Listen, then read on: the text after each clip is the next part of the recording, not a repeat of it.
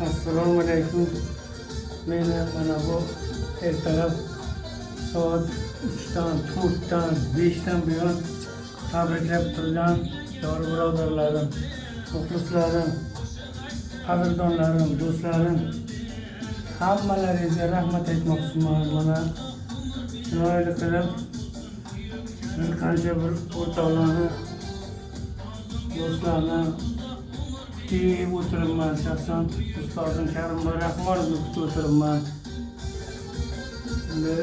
50 yosh odamni, bir insonni mukammal holati, 50 yoshga kim bo'lgani, kim bilan bir yor birodar bo'lgani, kim bilan bir qadrdon bo'lganini taroziga soladigan yosh bu. Men xursandman.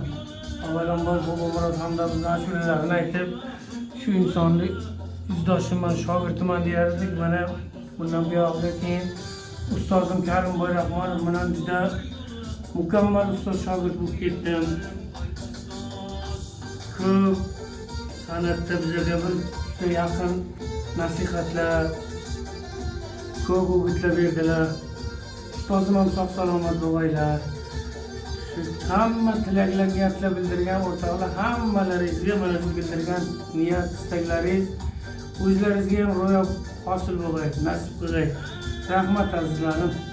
Kutaman hammalaringizni. Sog' omon bo'laysizlar. Rahmat.